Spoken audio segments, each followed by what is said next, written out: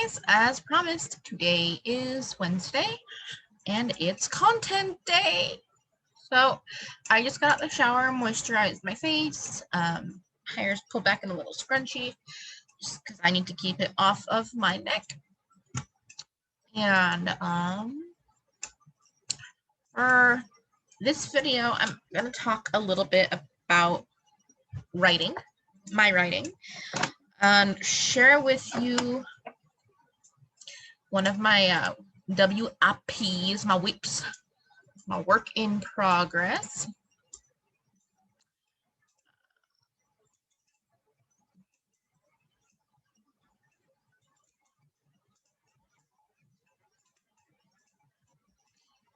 And this one specifically is one I've been working on for a while. I started it last year.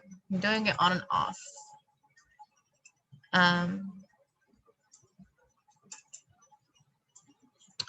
So I'm going to go ahead and share my screen so that I can share it with all of you.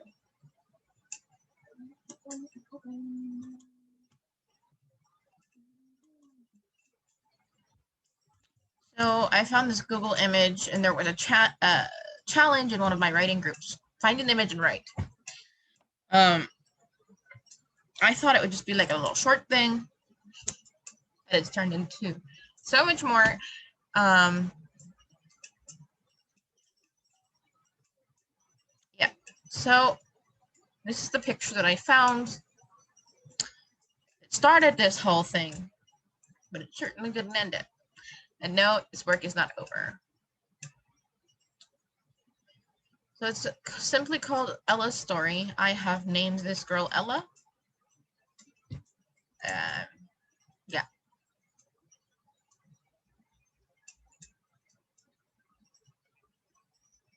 On a bright sunny day is how we would like all stories to start. And of course, they have to end with a happy ending. Well, I'm not sure this is going to be your Hallmark or Disney story.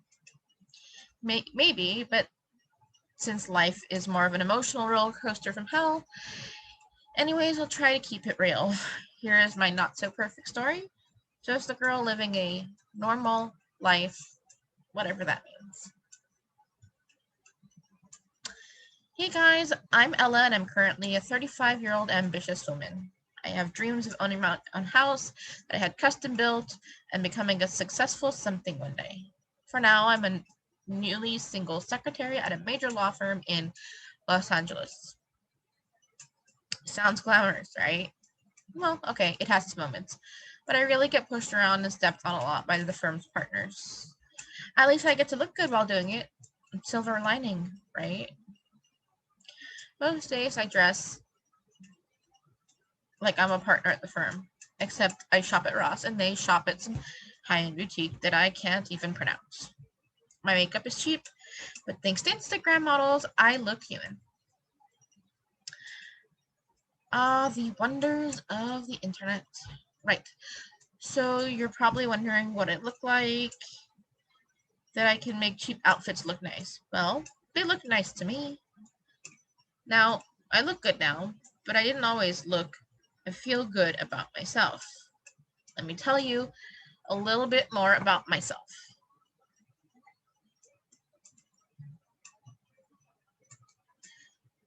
She goes on to describe her family.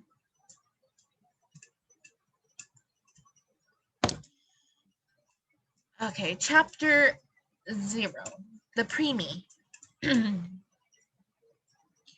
So it's a little bit about her family before she even came to be. And then we'll start with chapter 1. The early years. My mom tells me I was a generally happy little girl and fairly low maintenance. Well, till I was a teenager. But I guess that's most kids anyways. We lived in a small town near the coast of California. most of my life. So working and living in a big city was always a dream of mine. When I was 5, I wanted to be a vet. At 8, a doctor. At 10, a writer. At 15, a fashion blogger. At 20, I graduated from the local community college as an English major. Basically a degree for people who have no idea what they want to do with their life. I debated going to university, but I had no idea what major to declare, and they required that sense of direction, so I opted to just work and hope to find myself that way.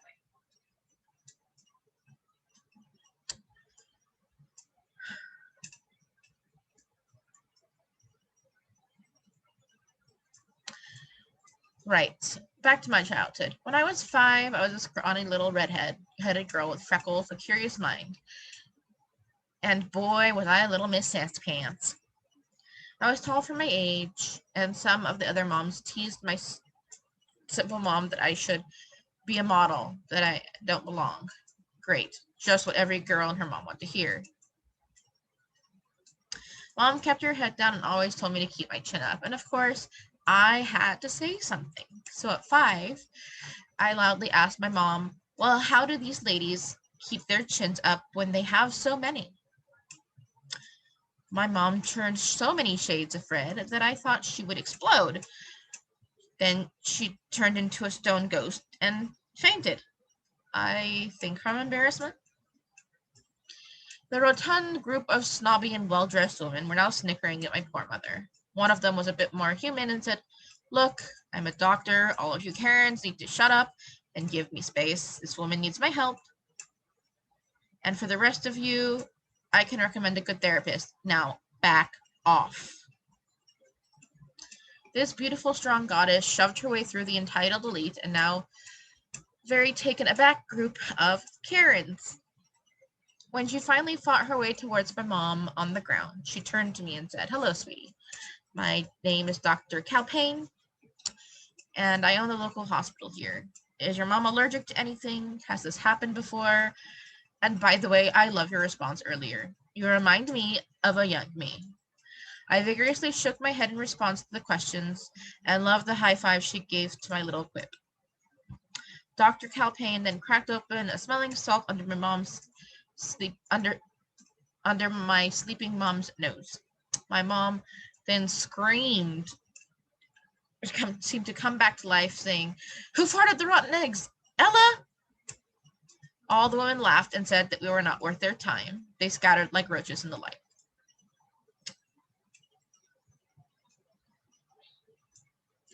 So this would be the start of a very, very nice friendship.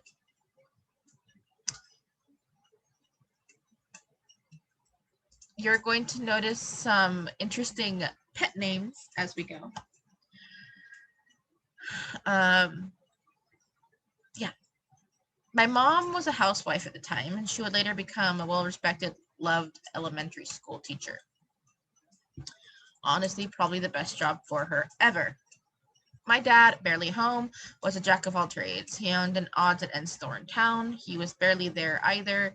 His employees kept things going pretty smoothly. He was also a part-time pharmaceutical rep, so he traveled a lot, and he was a per diem handyman for a local company. He was busy. His main focus was to make money for us, and there were a lot of us to take care of.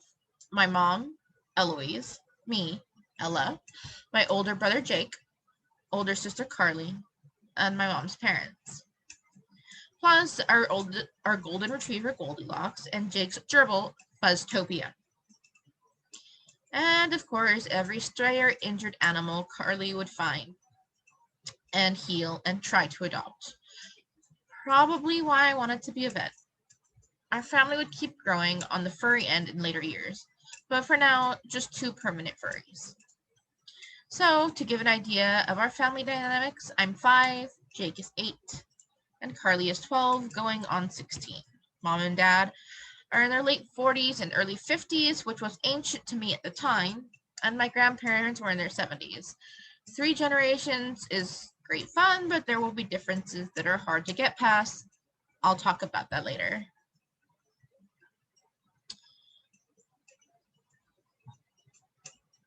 So that's a little bit about her early life.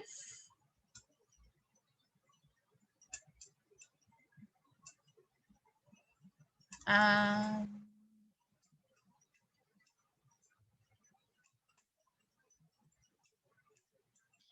Here's a little bit of a not so happy moment, but it is kind of a defining moment for Ella. Dad was rushed into emergency bypass surgery. The galvanating, gleeful mood we were all in earlier has become a sober one full of tears and growing fears. Anxiety took over all of the kids and depression attacked the adults. We were all alone in the same room. Same situation, but not one of us was dealing with it the same. Dr. Calpain was comforting Mom, who was sobbing and blubbering something incoherently through her tears. My grandparents' wrinkles somehow seemed to sink even deeper into the crevices of their tired and thin skin. They looked like two shaking French mastiffs. Tired, together, and shaken to the core. Carly wanted to jump into the operating room. She thought she could save Dad's life just like all those strays that she brought home. She was hysterical in defending her medical expertise and absolutely would not calm down. So a nurse slipped her a sedative and put an open heart surgery on for her as she blurred off into sleep. Jake just wanted to get home to his gerbil and pet the doggy. He was beside himself with anxiety, and animals seemed to calm him down. Obviously, no one was leaving the hospital that night. Dr. Calpain asked one of the therapy dogs to come and comfort all of us. Me? I was just shocked and trying to take in how everyone was reacting. I had no clue what to do. I was 5. So I asked my mommy if I could go play with some of the other kids in the hospital. Dr. Calpain said that would be a great idea. I wandered off into the children's oncology ward and they were all painting. I asked if I could join. This was largely how I spent the next 5 hours that Dad was under the knife.